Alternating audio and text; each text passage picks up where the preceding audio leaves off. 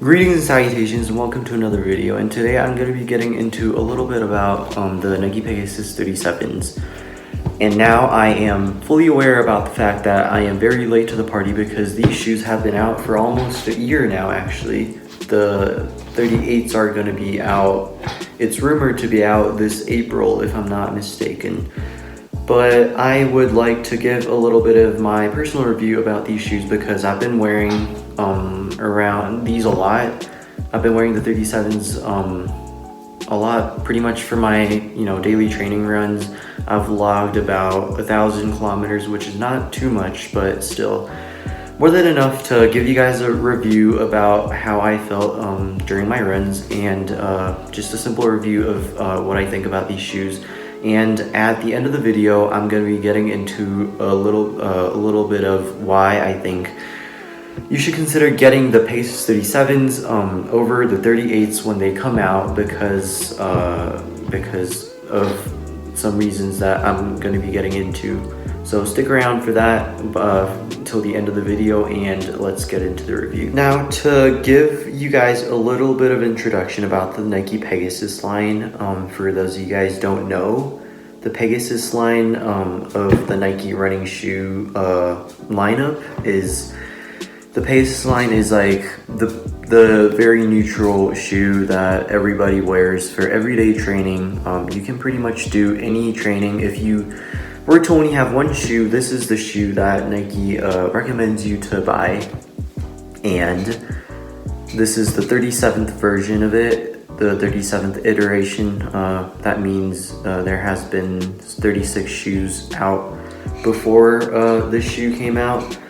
And I have been a Pegasus fan since I've got the Pegasus 34's. Those are my first Pegasus, and now I train. My daily trainer are obviously the Pegasus 37's. I have it in this mango colorway, this blue colorway, and this yellow colorway, which I am actually training in right now. It's a little bit beat up, sorry about that. So to get a little bit into the specifications of these shoes, so the weight of these shoes are in men's size 10. I believe it's like 10 ounces. I'll put what that is up on here on the screen in grams. And the drop of the shoe is a 10 millimeter drop, which means there's a 10 millimeter difference from the heel to toe. So the heel is obviously bigger and the toe is going to be thinner. So there is a 24 millimeter stack height. This is called a stack height, how much foam there is underneath your foot of the shoe, obviously. So there is a 24 millimeter stack height here on the heel and a 14 millimeter stack height on the forefoot of the shoe, and it is a full React midsole. So the Nike Pegasus line used to use this foam called Cushlon, and actually this is the first Pegasus to ever come out with a React midsole. So this is a full React midsole with the Air Zoom, obviously like the name suggests. The full name of the Pegasus is actually the Nike Air Zoom Pegasus 37. So there is obviously an Air Zoom pocket here on the forefoot. It used to be a, I guess, a full-length Air Zoom unit. However, this year they switched it out for a forefoot Air Zoom unit, and there's like a massive, I think it's pretty thick on your forefoot, like a 20 psi for men's and 15 psi. PSI, I think that refers to how pressurized the Air Zoom unit actually is. So I guess the men's pair are a little bit more pressurized than women's. So there's a forefoot Air Zoom unit, and it is a neutral running shoe for everyday use. For you can do, I don't know, I guess it's meant to just be your daily trainer, which means you can log a lot of miles in it, and obviously do a little bit of speed work, although it would be ideal to do speed work in something a little bit lighter considering the weight of this shoe. But I believe you can do tempo runs and maybe threshold runs, although that's a little bit, it's obviously going to be a little bit harder because of the weight, but tempo runs and everyday runs I believe are perfect because there obviously is an air zoom unit in the forefoot, which gives you plenty of responsiveness, and I wouldn't say it's quite snappy, but I can definitely say from wearing the previous iterations of these shoes that the Pegasus 37 is a huge change compared to the 36, the 35s, the 34s, and everything before that, before the 37s. So this is a major upgrade compared to the previous iterations. Now, I will be getting into the reason why I believe you should be purchasing the Pegasus 37s even when the Pegasus 38s come out in a minute. However, I'm going to be telling you guys about a little bit about my experience wearing these shoes. So like I said, I've logged around 1,000 kilometers wearing these shoes. I had a different pair before the pair that I'm using right now, and those, when I first got them, those were like, I didn't really feel the difference compared to the previous iterations because obviously the shoe wasn't broken. But after crossing like the 50 kilometer mark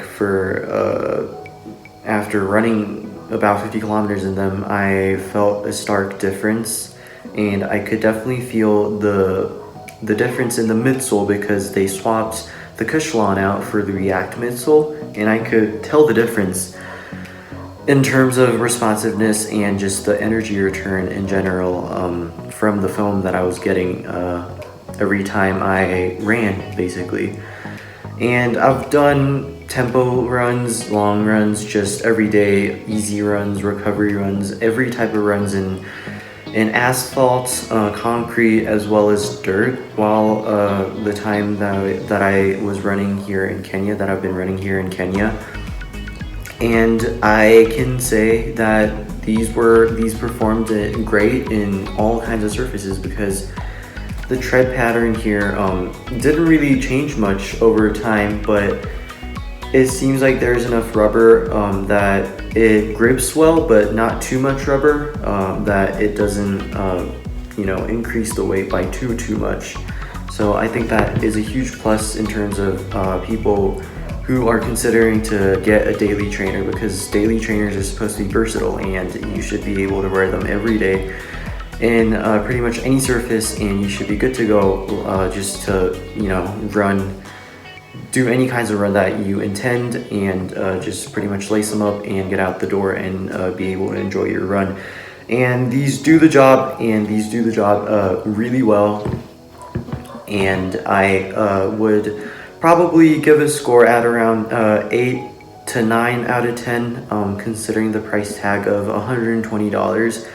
And most trainers, most running shoes at around this specifications with this weight and this kind of shoe that you might be looking for, a daily trainer shoe that you might be looking for, costs at around anywhere around $100 to $150 maximum for a daily trainer. So I think I highly recommend this shoe for everyday running, even if you were to pick it up a little bit in terms of speed. This should be able to handle it. And if you were to only have one shoe and one shoe only, I highly recommend this shoe over other shoes. I've been running in many other shoes, but the Pegasus line I've been always enjoying running in, and a lot of runners, including professional runners all around the world, are wearing the Pegasus lineup of the Nike shoes. So that pretty much kind of says about how good these shoes actually are. Now, the reason why I believe you should consider getting the Pegasus 37s over the Pegasus 38s when they come out, presumably in April, is pretty simple. It is because they're, according to rumors, and these are rumors obviously, and eventually when the shoes come out, actually, this might be subject to change, and it might be not true. The rumors might not be true, but however, according to rumors, there isn't much that is going to be changing in these shoes.